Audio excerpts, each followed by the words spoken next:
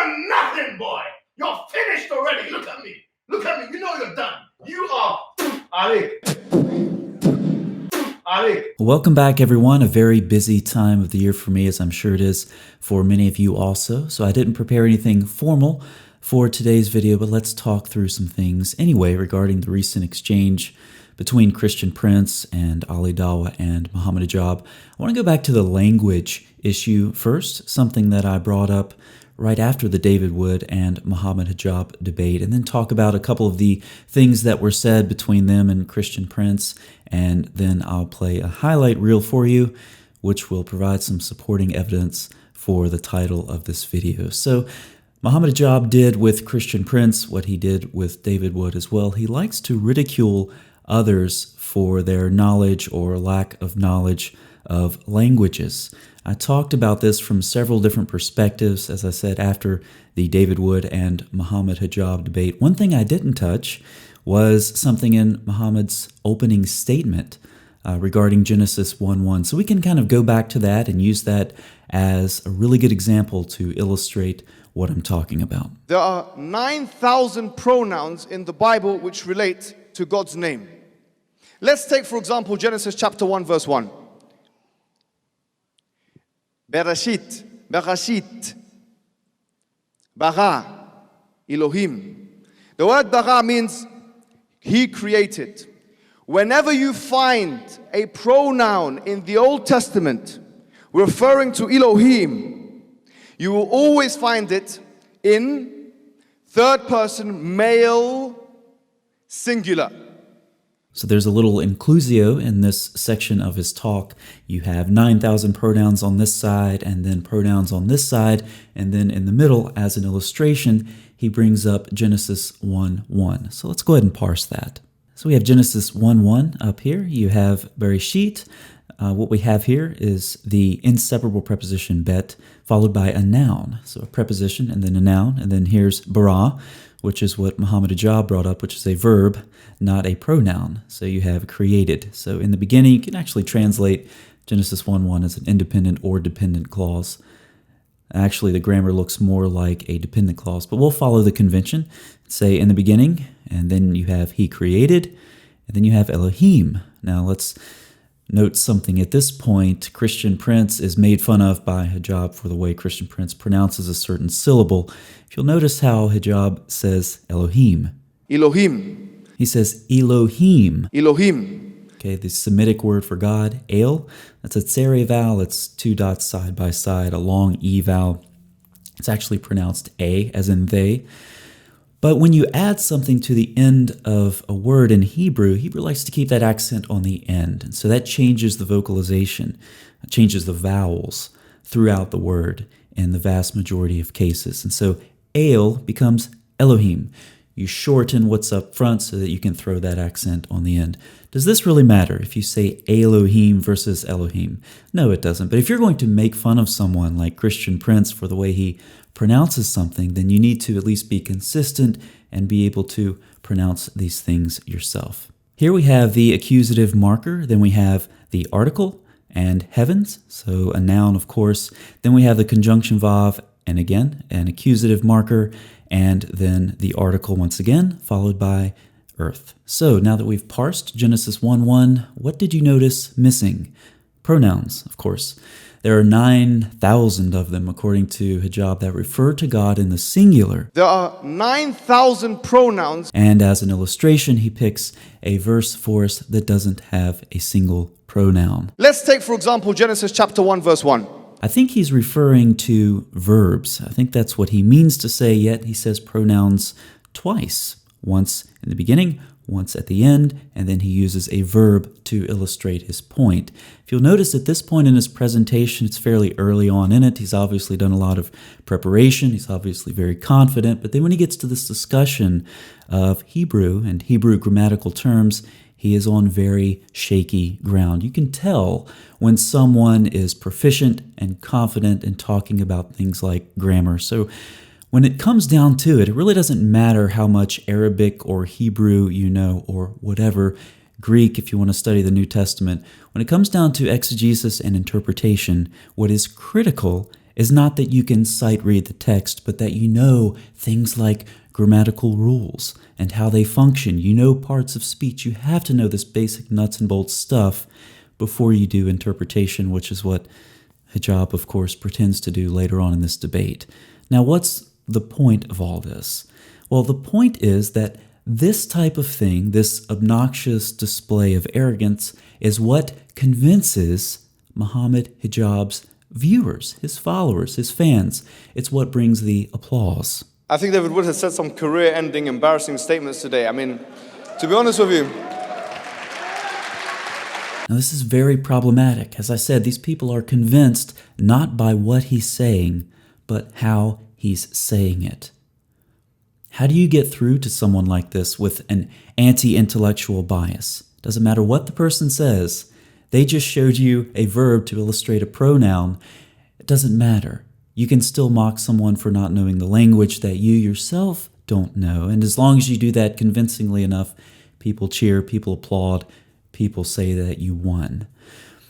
This is why I believe David Wood creates some very abrasive videos. This is why I've done it on my channel in the past. For example, Isaiah 42. This is such a stupid claim. You have to have a hard-hitting, abrasive video to get through that anti-intellectual shell to people, to reach Muslims who actually believe this stuff, because it's utter nonsense.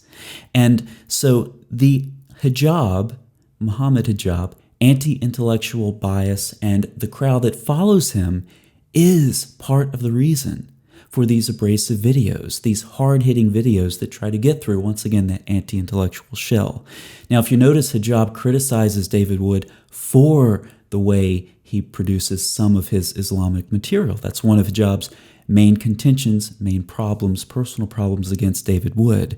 Yet it's Mohammad Hijab and his anti-intellectual crowd that requires us to produce such content to get through to Muslims, to pierce through that anti-intellectual shell.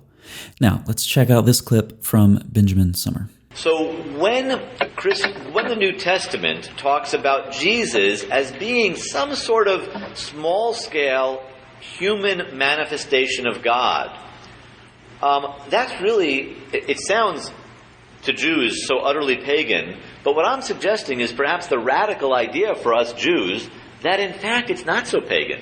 That in fact there was a monotheistic version of this that existed already in the Tanakh.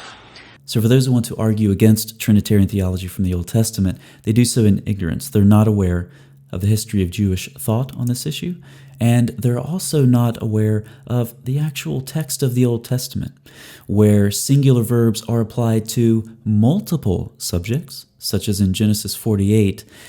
This apparently is not even on Mohammad Hijab's radar. He's not a very thorough thinker about these things. Also, you do have plural verbs that apply to God, and I've just put a couple of examples up on the screen for you. So the argument against the Trinity from the Old Testament is demonstrably flawed, and that's a fact.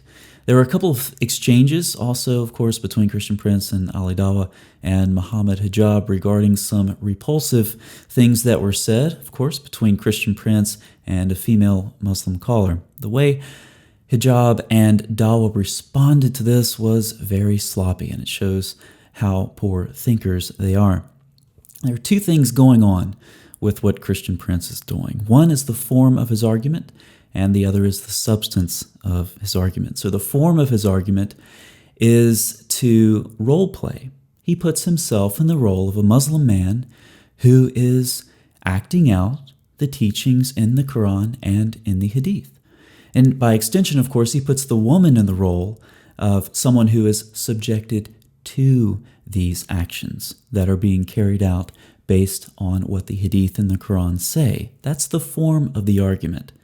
But of course, there's the substance of the argument, and the substance of the argument is adapted right from Islam's primary sources, right from the Quran and right from Sahih narrations. Now, what Hijab and Dawa appear to be doing is arguing against the substance of what Christian Prince is saying, but that's in their sources. That's their problem. The best thing they can do is argue against the form of what Christian Prince is saying and say, no, you shouldn't role play like that. You shouldn't say those things to a woman, even if you're role playing.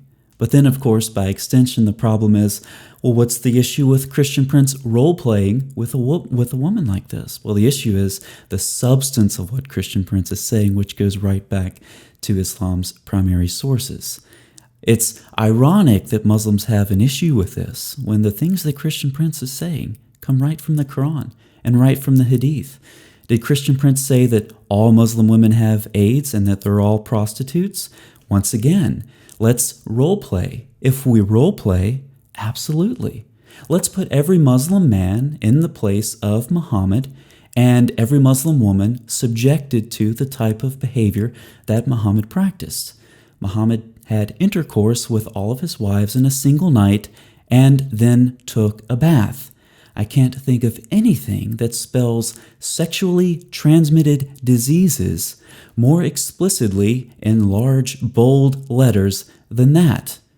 What about Muslim women who Muslim men are allowed to have intercourse with as long as they pay them? Oh, but in Islam we call it marriage, and so it's okay to pay a woman for intercourse and then send her off. Now, you can see how this works, back to the point about the difference between the form and the substance of an argument. Muslim women do not all have sexually transmitted diseases. They're not all prostitutes. Absolutely not. It's a repulsive thought.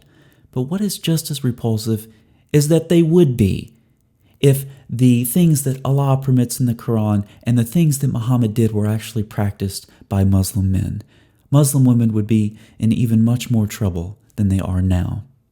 Ali Dawa asked Christian Prince something to the effect of, would Jesus approve of what you're doing? What an interesting question. You know, I have no idea how Jesus would respond to some idiot running around in the first century telling women to put their breasts in the mouths of adult men.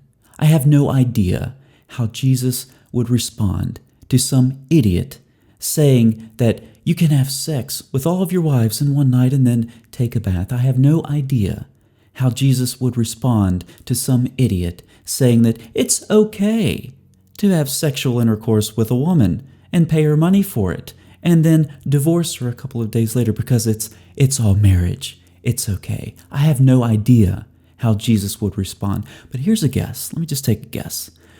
It wouldn't be nice. My guess is that if any rational person is disgusted by the things that you heard Christian Prince say, if they are disgusted by the substance of his argument, which is traced directly back to the Islamic sources, if we're disgusted by it, then how much more a holy and righteous God? And here's another guess. It's going to be judged. Now, as we move towards this highlight reel, you might ask, why isn't Ali Dawa in the title?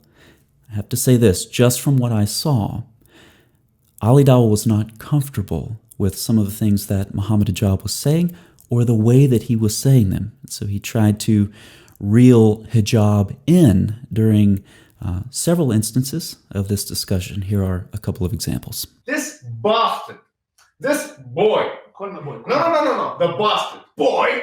You know that I'm gonna know it from memory, and you're gonna get humiliated, boy. Okay. Yeah, that's how I'm gonna know. That's where he goes. And that's why I'm gonna give him one more chance. So you can see in several cases he tries to steer Hijab back on course as he's going off the tracks. So as we go through the highlight reel, and of course the video you just saw, sorry about the video quality, it's strange because both of them have been asking for money since the David Wood debate, and I don't know where that money's going, but it's obviously not going toward improving their production quality. What you're hearing, the audio is just ambient room noise. They have two Shure SM7B microphones sitting in front of them. They apparently can't figure out how to get the output of those microphones to the input of their live stream. So you just have this ambient, echoey room noise that you have to deal with. Nothing I can do about that. But here we go into the highlight reel. Some of this is potentially funny.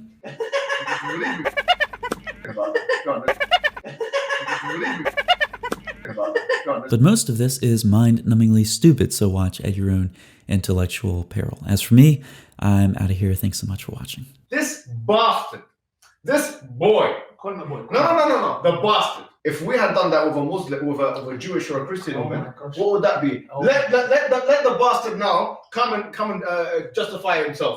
Come on, bastard, give us a call and justify yourself. You are Alik. You are Alik. You're nothing. Do you understand? You wouldn't come and speak to me like that. Yeah, you're telling them about them things, yeah, and you're lying to them. You can't even read the Arabic language. Let me give you one more chance.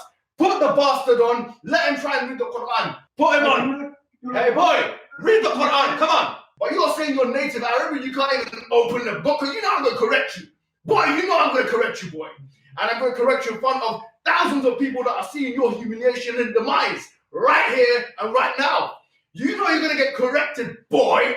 You know that I'm going to know it from memory and you're going to get humiliated, boy. Okay. Yeah, that's how I want to know. This little boy, little bastard, you're an animal. What are you good at in life, bro? You've been 20 years doing this thing. You're talking about shish kebab falafel nation. Narrated, yeah? He can't speak English. How many years you been in America, brother? Huh? How many years you been there? And you can't speak English? What you been doing there? Hiding, yeah? Hiding. But all of these conversations you have on Skype, you're hiding, boy. You're hiding. And you know you can't come out and show your face. You're hiding. You can't even speak Arabic, boy. That's not Jabi. There's no Ain there. It's with the Hamza, not Ain. Jabari, you idiot. You can't even speak Arabic. You can't even read your own mother tongue, boy. You're nothing, boy. You're finished already. Look at me. Look at me. You know you're done. Keep playing the thing. That's how you would look like. You wouldn't even dare try and read it in front of me, boy. You wouldn't try. You wouldn't try. You're sick. You're sick. Ali. What? I didn't hear you. What? What